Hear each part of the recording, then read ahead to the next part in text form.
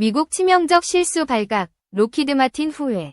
미국이 분석한 KF-21 생산력 충격. 극비리 개발한 한국 6세대 전투기 공개. KAI가 체계 개발을 진행 중인 KF-21은 2022년 1호기 최초 비행부터 2023년 6호기까지 모든 시제기가 비행에 성공했다. 초음속 비행, 공대공 무장분리 시험 등의 다양한 시험 결과를 바탕으로 잠정 전투용 적합 판정을 획득하며 양산과 적기 전력화에 한 발 더 다가섰다. 7월 10일 KAI 본사가 있는 사천에서 최초 양산을 위한 착수회의가 열렸다. KF-21은 공군의 장기 운영 전투기를 대체하고 미래전장에서 영공수호를 담당할 우리나라의 차세대 전투기다. KF-21은 4차 산업혁명 기술이 도입된 이후 개발되는 전투기로 다양한 첨단 기술이 탑재되며 외산 전투기와 달리 국산 전투기로 독자적인 성능, 개량이 가능하고 국산 무장체계를 통합할 수 있도록 진화적인 개발을 염두에 두고 설계된 것이 가장 큰 특장점이다.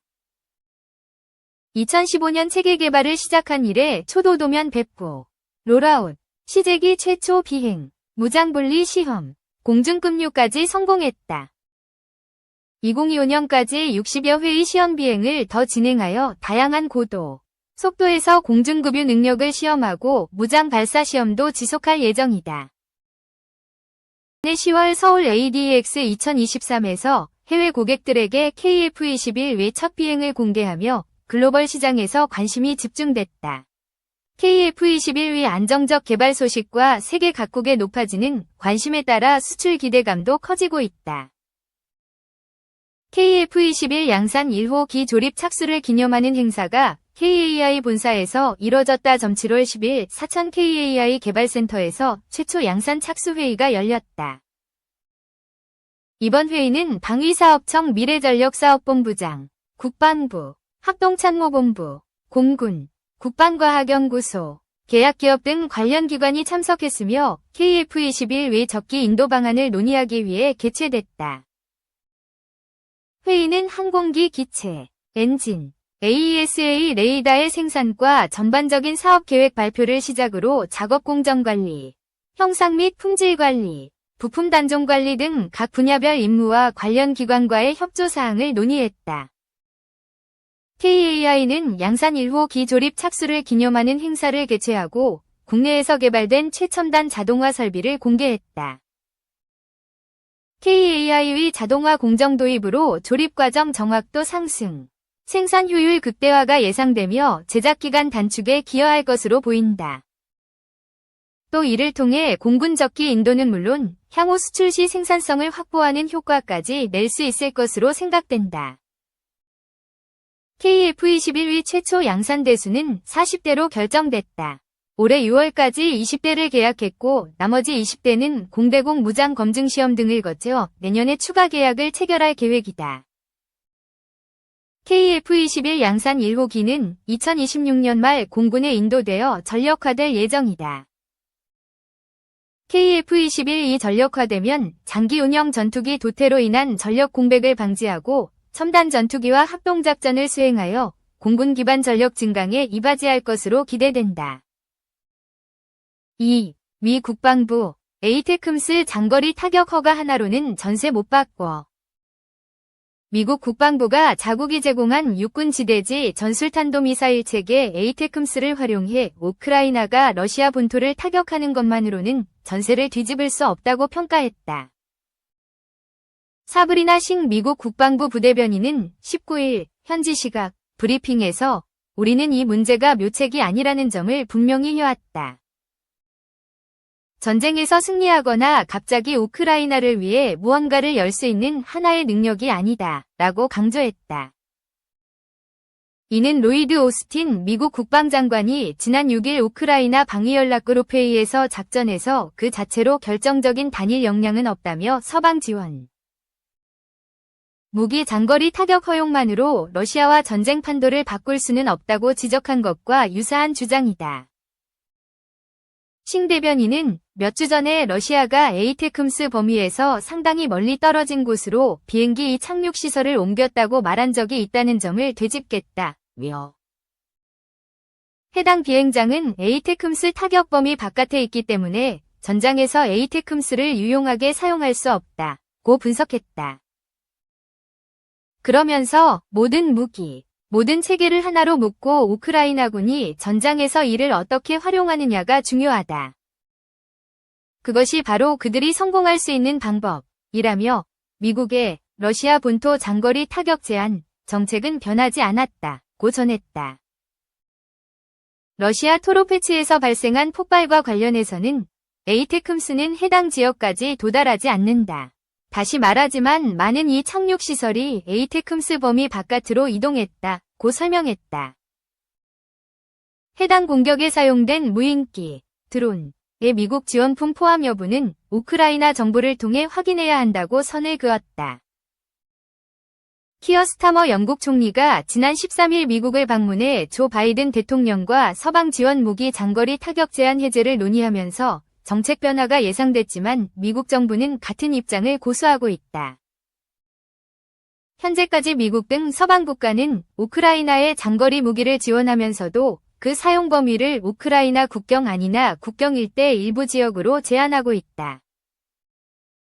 3.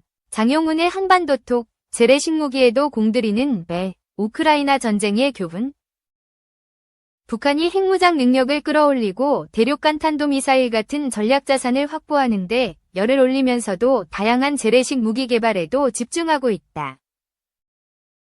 김정은 국무위원장은 지난 18일 4.5T급 초대형 상용탄도, 재래식 탄도가 장착된 신형 전술탄도미사일과 성능을 고도화한 순항미사일 시험 발사 현장을 직접 지켜봤다.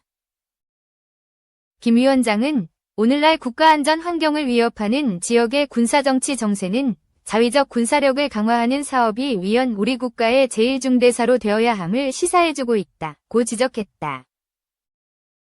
그러면서 우리는 핵무력을 계속 증강하는 것과 함께 상용무기, 재래식 무기 부문에서도 세계 최강의 군사기술력과 압도적인 공격력을 보유하고 있어야 한다고 했다. 김 위원장은 국방과학원이 개발한 7.62mm 저격수 보총과 5.56mm 자동 보총 등 재래식 전장에 사용되는 저격무기도 직접 살펴봤다. 북한 매체는 지난 13일 김 위원장의 우라늄 농축시설 시찰 소식을 전하면서 인민군 특수작전무력기지와 신형 600mm 방사포차 성능 검증 시험 현지 지도 소식도 함께 보도했다. 김 위원장은 지난달 24일 무인기 성능 시험을 현지 지도했고 27일에는 방사포무기 체계 검수 시험 사격을 참관했다. 북한은 2017년 9월 6번째 핵실험을 하고 같은 해 11월 국가핵무력 완성을 선언한 이후 7년째 핵실험을 하지 않고 있다. 북한이 핵미사일 개발과 더불어 재래식 무기 개발에 열을 올리는 것은 한반도의 전장이 펼쳐졌을 때 사용할 수 있는 무기는 재래식 무기일 수밖에 없다는 판단이 자리한 것으로 보인다. 우크라이나 전쟁에서 보여준 러시아의 군사적 전략 전술의 한계는 재래식 무기의 중요성을 키우고 있다. 러시아는 핵미사일뿐 아니라 다양한 전술 핵무기를 보유하고 있지만 전쟁에선 밀고 밀리는 모습을 보이며 압도적인 우위를 보이지 못하고 있다. 핵무기가 강대국 간 정치에서 억제력 수단으로 유용하지만 정작 현실 전장에서 사용하기에는 허들이 너무 높다. 공멸을 각오하지 않으면 사용할 수 없는 만큼 결국 재래식 무기 수준이 전황을 결정지을 수밖에 없는 셈이다. 러시아가 우크라이나 전쟁 장기화 국면에서 북한과 관계를 좋게 가져가며 포탄이나 단거리 탄도미사일 같은 무기들을 들여온 이유이기도 하다.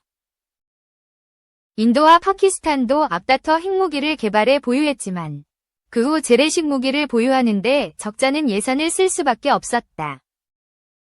장용석 인제대 초빙 교수는 핵무기를 전장에 사용한 것은 제2차 세계대전의 마침표를 찍기 위해 미국이 일본에 사용한 것이 처음이자 마지막이었다며 핵무기는 위세를 보여주는 억제력으로는 유의미하지만 우크라이나에서 러시아가 보여주듯 전장에서 사용을 결정하기 어렵다고 말했다. 한국과 미국이 보유한 엄청난 재래식 전력과 맞서야 하는 북한 입장에서 핵무기만큼이나 재래식 무기에 관심을 가질 수밖에 없다는 얘기다. 특히 북한이 지금은 타격용 무기 개발에 초점을 맞추고 있지만 앞으로는 엄청난 열세를 보이는 공군력과 해군력을 만회하기 위해 반항공 및 반접근 전력을 개발하는 데 초점을 맞출 것이라는 관측이 나온다. 한미의 공군 및 해군 전력의 이동을 사전에 포착하기 위한 레이더 같은 탐지 장비나 지대공 및 지대함 타격 무기를 갖추는 데 집중할 것이라는 전망이다. 그래서 북러 간 군사기술 협력은 오히려 전략자산 개발보다는 이러한 재래식 전력을 갖추는 과정에서 위협적일 수 있다는 지적이 나온다. 북러의 포괄적인 전략적 동반자 관계에 관한 조약 제8조는 쌍방은 전쟁을 방지하고 지역적 및 국제적 평화와 안전을 보장하기 위한 방위 능력을 강화할 목적 밑에 공동조치들을 취하기 위한 제도들을 마련한다고 명문화했다. 무기 개발 과정에서 러시아의 기술 협조가 가능할 수 있도록 한 셈이다. 장 교수는 앞으로 한국과 미국이 북한과 대화를 추진하는 과정에서는 전술핵을 포함해 재래식 무기의 개발과 배치 등에 대한 군비 통제를 포괄적으로 협의할 필요가 있다고 말했다.